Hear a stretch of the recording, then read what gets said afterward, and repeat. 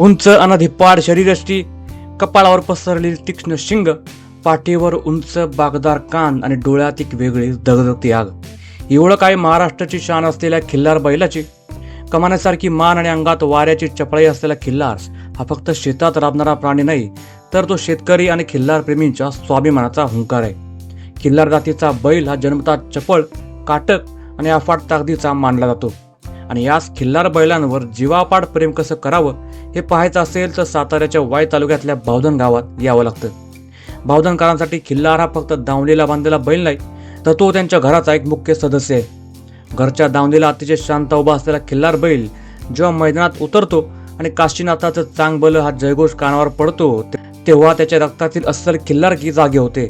10 ते 15 माणसांनाही हाताळणं कठीण जावं असा ताकदीचा जिवंत ज्वालामुखी इथे पाहायला मिळतो.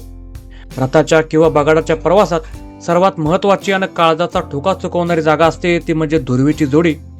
रथाच्या अगदी जवळ जुंपलेली धुरवीची बैल म्हणजे ताकदीचा महामेरू. जेव्हा 3 ते 4 टनांचं बगाड ओल्या मातीत किंवा चिखलात रुततं, तेव्हा त्याला जागेवरून हलवण्याचं काम हे फक्त आणि फक्त धुरवीच्याच खिल्लारांचं असतं. धुरवीचे बैल जेव्हा मातीत खूर रोवून छातीचा कोट करून जोर लावतात, तेव्हा कुठे तो अफाट भार पुढे सरकतो. आणि याच धुरवीच्या बैलांची जेव्हा जेव्हा गोष्ट निघते, तेव्हा बावधनकरांच्या तोंडी एकच नाव आदरण येतं, ते म्हणजे हिरा. जिथे भल्या भल्या बैलांची ताकद अपुरी पडायची, तिथे हिरा बैल मान झुकून असा काही जोर लावायचा की अडकलेला भार क्षणात मोकळा व्हायचा. हिरा म्हणजे बावधनकरांच्या काळजाचा तुकडा आणि अभिमानाचा विषय. आज हिरा आपल्यात नाहीये.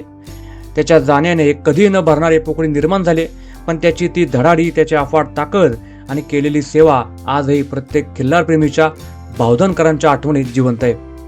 खिल्लारांची अफाट ताकद, धुरवीचा पराक्रम आणि हिरा बैलाची आठवण हीच बावधनकरांच्या खिल्लार प्रेमाची खरी ओळख. महाराष्ट्राच्या अफाट ताकदीला, निष्ठावंत खिल्लार प्रेमाला आणि बळीराजाच्या या खऱ्या सोबत्याला आमचा कडकडून सलाम.